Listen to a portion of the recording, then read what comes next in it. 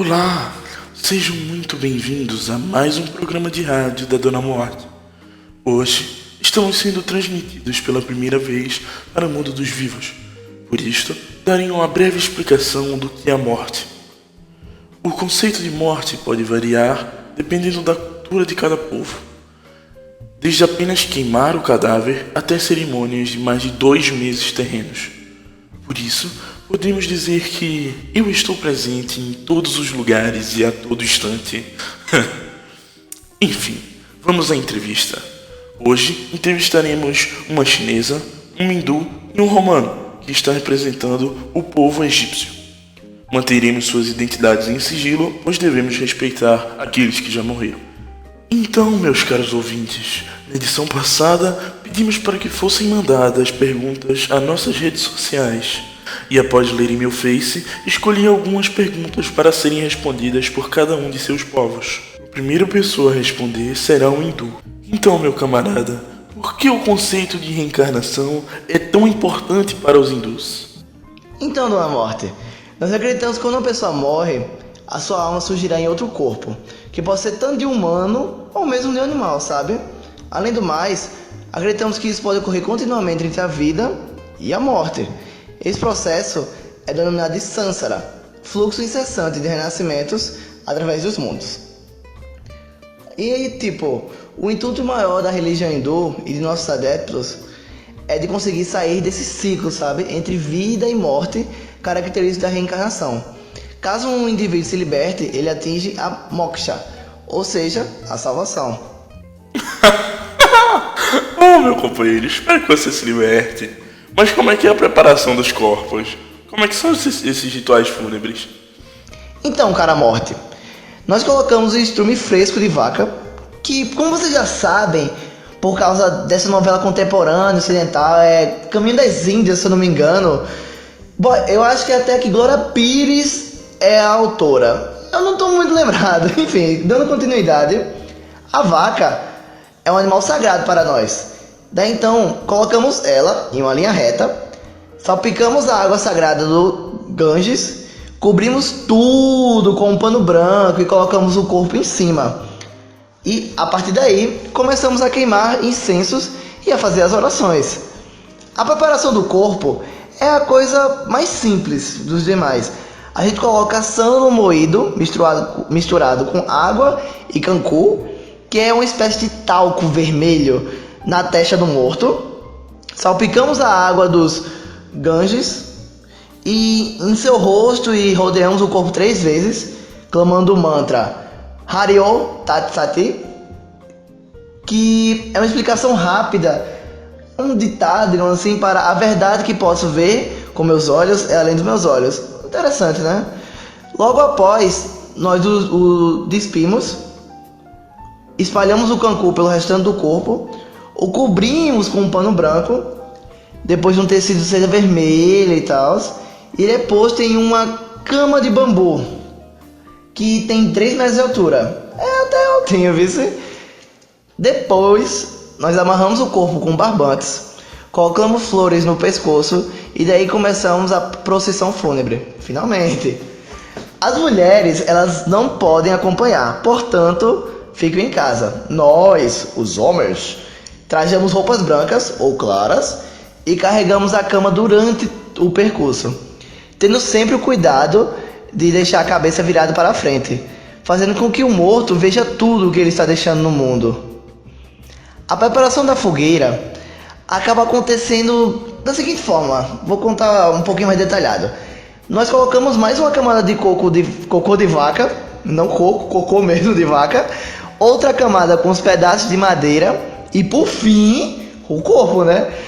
Nós retiramos toda a roupa e as flores dele e colocamos ghee sobre ele.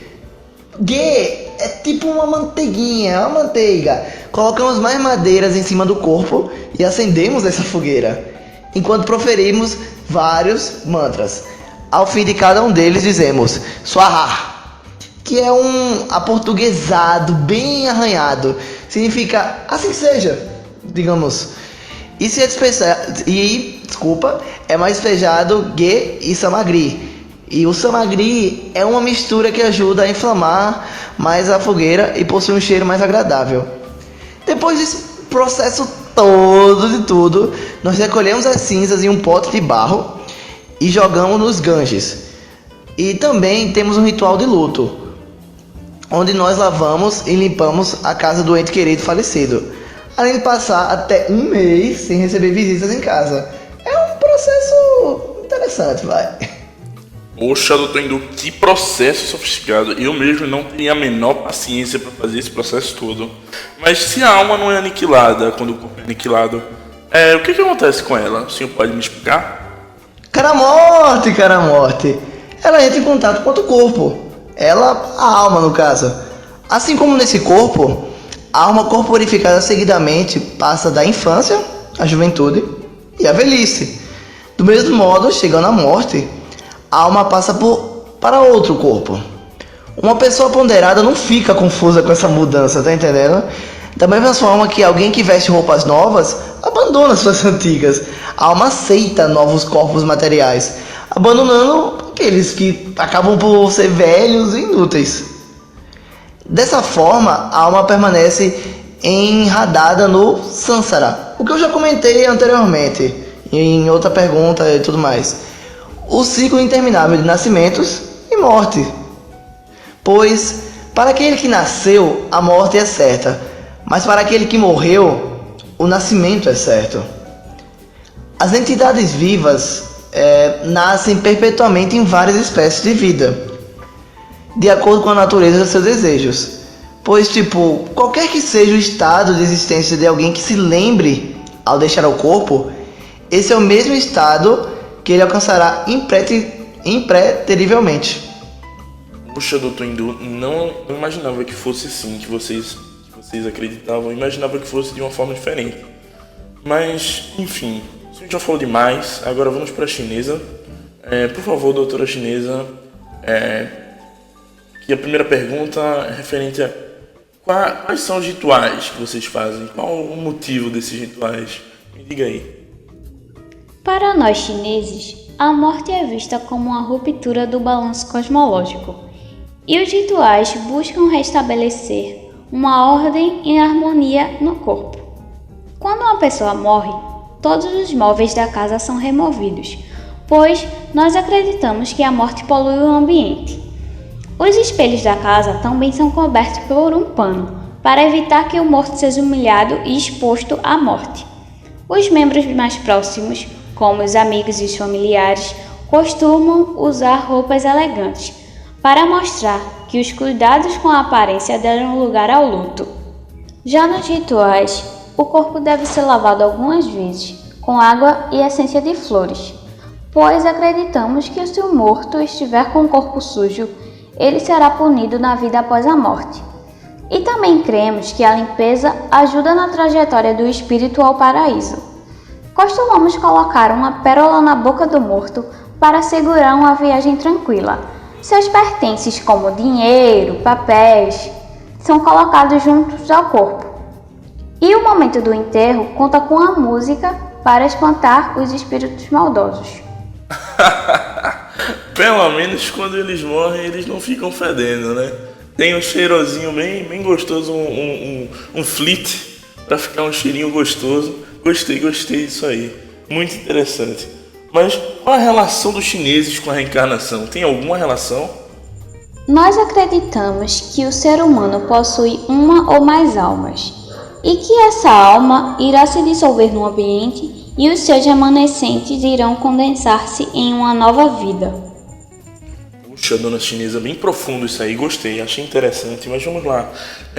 Eu fiquei sabendo através de um companheiro meu do Lá da Terra que existe um festival, é verdade isso? Um festival chamado King Ming, um negócio assim. Por favor, me explique melhor. O Festival King Ming é o dia da limpeza dos túmulos.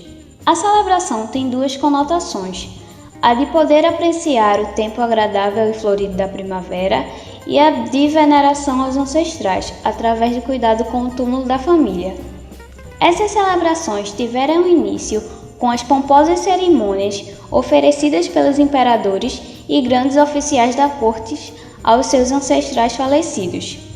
Eram oferecidos sacrifícios aos mortos e ao mesmo tempo que pediam suas bênçãos para o país em relação à prosperidade, à paz e às boas colheitas. Dona Chinesa, muito obrigado pelas suas considerações. Agora gostaria de falar com o senhor Romano. Lembrando, estamos falando com o Romano, pois não temos acesso direto às informações vindas dos egípcios, e sim dos romanos. Mas então, senhor Romano, como é que os egípcios lidavam com a morte?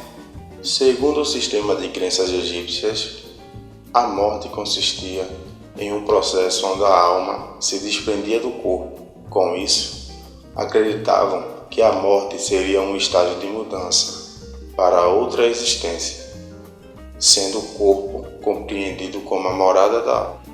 Caramba, senhor Romano, achei interessante esse negócio de morada da alma aí, viu? Mas, me tirou uma outra dúvida. Como é que esses egípcios eles viviam eternamente? O senhor pode me explicar melhor?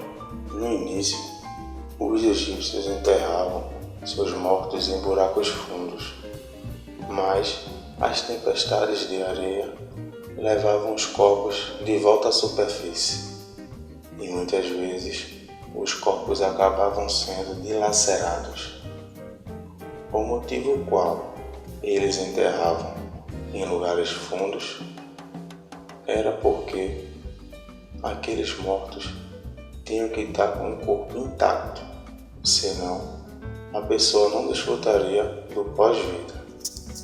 Quando o corpo de uma pessoa é enterrado nas areias do deserto, vários tecidos do corpo ficam incrivelmente conservados. Com isso, quando o corpo que é enterrado subia à superfície, com a conservação do rosto e de outras partes do corpo, os egípcios achavam isso uma coisa mágica. Eles achavam que esse processo dava um corpo eterno. Esse elo físico entre cadáver e o corpo em vida tornou-se tão importante quanto que toda a religião funerária foi construída em torno da mumificação do corpo. Os egípcios, ricos e poderosos, queriam viver para sempre. Então, eles descobriram como evitar a natureza e a controlar a dessecação. Eles eram transformados em múmias. O processo de mumificação era o seguinte: eles retiravam os órgãos internos, já que os fluidos de fígado e pulmão aceleravam o processo de decomposição. Depois, mergulhavam o corpo em sais minerais, sais que eram contidos na areia do deserto. Após o corpo sair seco, eles tratavam com óleos, mantendo a pele flexível o bastante para não rachar ou desintegrar. Mas os egípcios acreditavam que a mumificação do corpo não era o único pré-requisito para uma boa vida após a morte. Terminada a mumificação, o falecido era colocado em um sarcófago, posteriormente depositado em uma tumba. Através da análise de túmulos, estudiosos puderam descobrir qual era a posição ocupada pelos mortos. Os sacerdotes e faraós eram sepultados nas mastabas, construções em formas de trapézio, divididas em 2 compartimentos, um destinado ao sarcófago, a outra armazenava as oferendas do ritual funerário. Caramba, seu Romano, que coisa complexa, hein? Que coisa incrível também, né? Essa forma com que eles lidam com o corpo, né? Mas, vamos lá. Existia algum tipo de ritual praticado por esse povo? O senhor pode me explicar? Bem, Dona Morte, existiam diversos rituais feitos pelos egípcios, mas que eu gostaria de destacar, pois considero um dos mais importantes para este povo, é o ritual de abertura de boca. O ritual era concluído após abrir a boca, os olhos, o nariz e os ouvidos, para que a múmia chegasse no alien em vida e pudesse ver, ouvir, cheirar e falar, e desfrutar dos prazeres da vida, com o corpo intacto. Sendo assim, desta forma, ele poderia desfrutar do pós-vida, com todos os sentidos. Pronto, com o morto com a boca aberta, eram colocadas algumas comidas simbólicas. Essas comidas eram para o Ka. O Ka é a nomenclatura dada para a alma.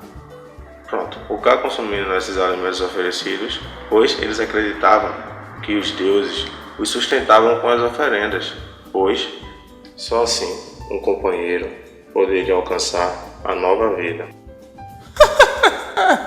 Então o que quer dizer que quando a galera morrer, eles já morriam de bucho cheio, né? Mas enfim, um amigo meu pediu para perguntar para o senhor se existia um livro dos mortos, né? Ele falou para mim que existia um livro dos mortos. O que esse livro fala? O senhor poderia dizer? Existe sim. O Livro dos Mortos, ou O Livro para Sair à Luz, era uma coletânea de hinos, encantamentos, orações e fórmulas mágicas, que eram copiados em rolos de papiros e colocados junto à múmia dos mortos. Para falar a verdade, não é bem um livro, é algo parecido com um repertório bem amplo de encantamentos que foram realizados em rituais fúnebres anteriores. O grande objetivo destes textos era ajudar o morto em sua viagem para o outro mundo e alcançar de forma tranquila e segura a nova vida no além. Caramba, doutor Romano, muito interessante como é que eles usavam esse livro para tratar desses rituais, né?